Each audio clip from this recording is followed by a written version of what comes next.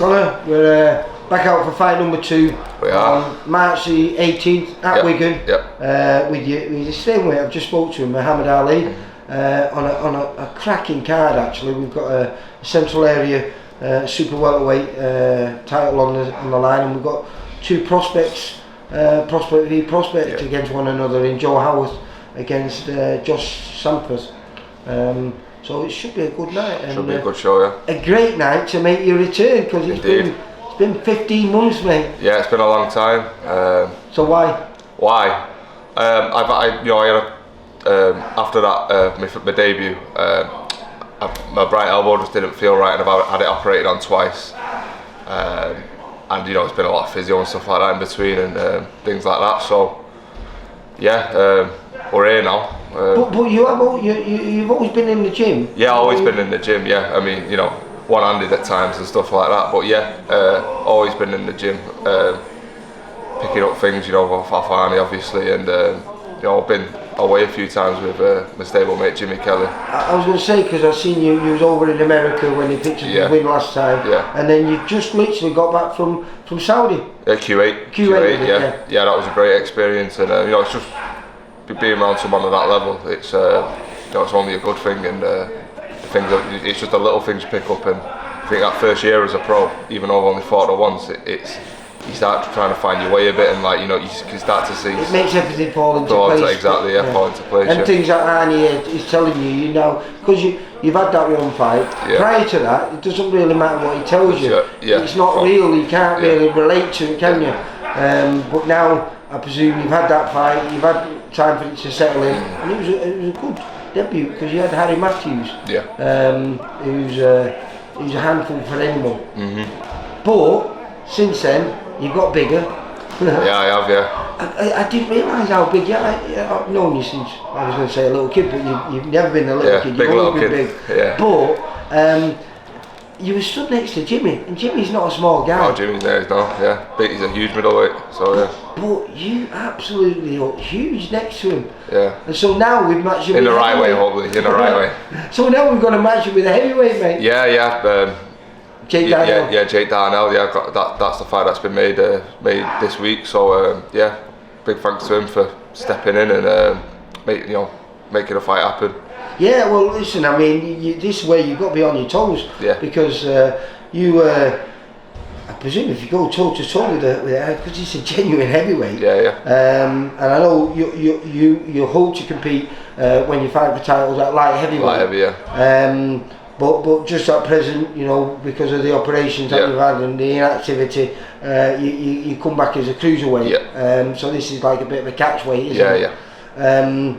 But you can't take him lightly, can you? No, I don't. Like I say, I don't take anyone lightly, and I think that even shown in my debut. Do you know what I mean? With Harry Matthews, he's a good fighter, so I don't take anyone lightly, and I've got a job to do, and I see it as like an obstacle in the path of my career. It's all right following Jimmy around the world and seeing all these things and listening, to Arnie and learning those, but if you don't make these steps correctly, then all that falls to pieces. So yeah, I don't take anyone lightly, and I'd love to get the job done on Saturday. No, it's a crazy sport, because no matter how hard you train, and you've got to have a little bit of luck in this game. Yeah, of course. Hopefully you've had your bad luck early. Yeah. So if we can get that all out of the way, and it is all out of the way, and you stay injury free, I presume you want to push forward, and maybe back end of 2024, then you can assess where you think you can go. Yeah, of course. Well, I think in this game as well, you can sit there and moan, but you make your own luck in a way as well.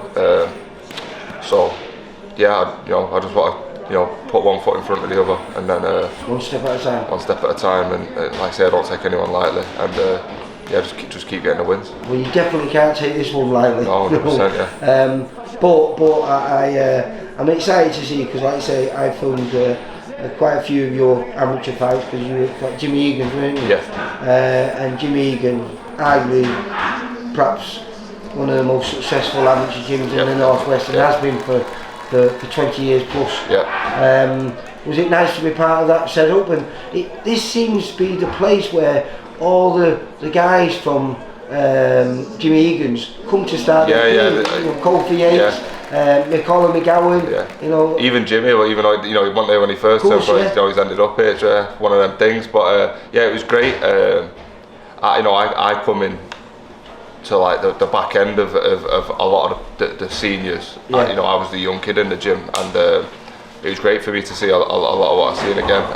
You need a little bit of luck in this game, and I think to be around them people. I presume if he was, you would have been a tiny kid when Tyson Fury was there. I think I just missed him. I mean, I've seen him pop in now and again, but in terms of training with him, was probably on the kids session when he was in the the men's the fighters session. But there was a crop of good fighters, great fighters after him. Say Jimmy Kelly. It was a phenomenal gym, and it still is a phenomenal gym. Still producing national champions every year. So like I say, hopefully you've got a lot to look. Because didn't you win a national title? No, I didn't. I did well in the novices. Got beat in the final. And then I was always thereabouts in the open. Well, I filmed you. I did definitely film you winning the Northwest region on a few occasions. Like I say, it seems a lifetime ago that, but I wish I was 75 kilo again or something like that. I was 69. But they were great times, and again, like invaluable experience that I picked up off many people from Egan's. Steve, Sean, Mark. All the new coaches that come as I was leaving, it's great. So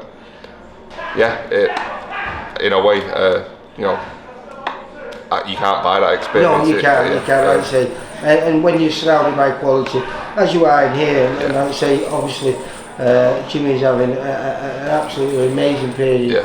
Just at present, been over to America the last 3 occasions, hasn't he? With, picking up 2 good wins over there, and then it was only an exhibition in Kuwait, was it?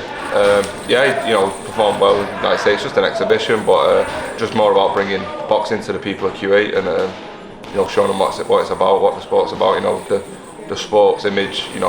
Did they look after you over there? Yeah, of course. Great people, really welcoming people, and that region gets a lot of bad press, but I thought it was great.